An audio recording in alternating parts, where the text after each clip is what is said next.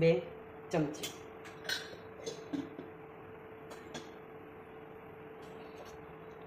તેલને આપણે ગરમ થવા દઈશું.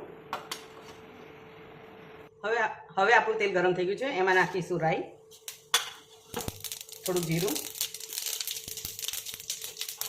રાઈ તતડી જાય પછી એની અંદર આપણે નાખીશું હિંગ. હિંગ નાખ્યા પછી આપણે આ બટેકાના છે એ નાખી દેવાના ટુકડા. બાફેલા બટેકા મેં લીધા છે, એને ટુકડા કરીને રાખી દીધા છે. હવે આપણે એની અંદર મસાલો કરીશું. થોડીસી હળદર, ધાણા જીરું પાવડર, લાલ મરચું પાવડર નાખીશું થોડું, અને સ્વાદ પ્રમાણે મીઠું. હવે આને આપણે મિક્સ કરી લઈશું.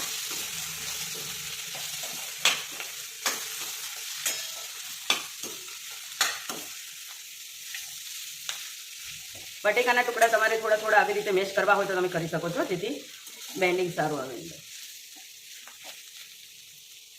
હવે એની અંદર આપણે લીલા ધાણા નાખી દઈશું.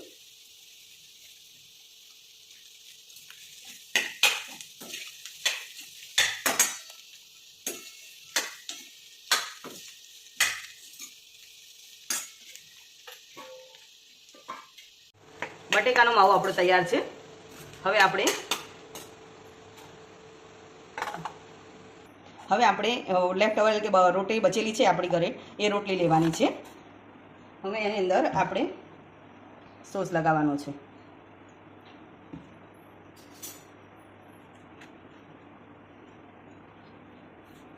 સોસને આપણે બહુ જ સારી રીતે આખો રોટીમાં સ્પ્રેડ કરી દેવાની છે.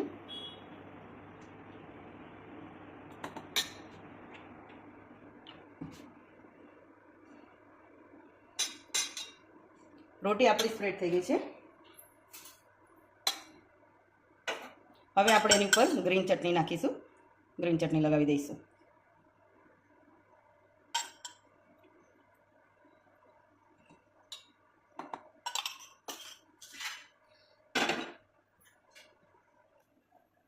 ગ્રીન ચટણી લગાવી દીધી છે.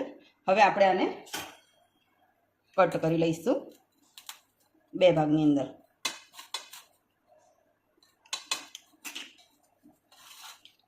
હવે આપણે એમાં જે આ બટેકાનો માવો કર્યો હતો એને આપણે આવી રીતે રાખી દઈશું. એની ઉપર થોડીક ડુંગળી આપણે રાખી દઈશું, કાચી ડુંગળી.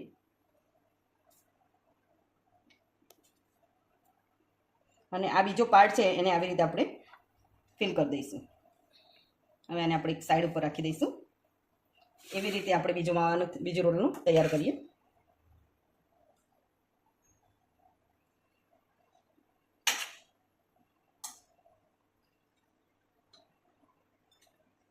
એની ઉપર કાચી ડુંગળી આપણે નાખી દઈશું. બીજો પાર્ટ આવી રીતે આમ કરીને ફોલ્ડ કરી દઈશું.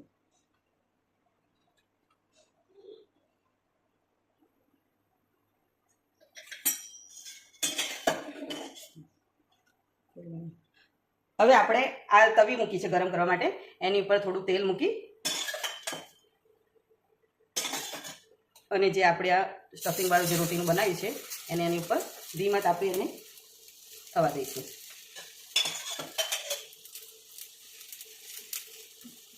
ક્રિસ્પી થોડું થવા દઈશું એનું પડ, એટલે જેથી આપણને ખાવામાં એકદમ થોડું ક્રિસ્પી લાગે. સરસ.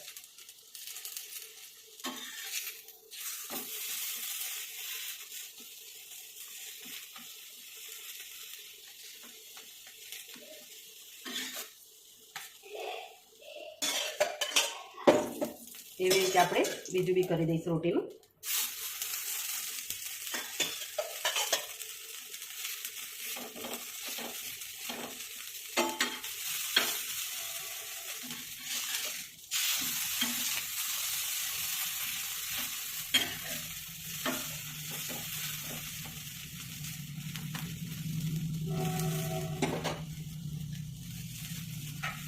આપણે આ થઈ ગયું છે તો એને ગેસ ઉપરથી નીચે ઉતારી દઈશું. હવે આની ઉપર આપણે આ થોડુંક અહીંયા સોસ લગાવી દઈશું ને એને થોડુંક સેવમાં ડીપ કરીશું.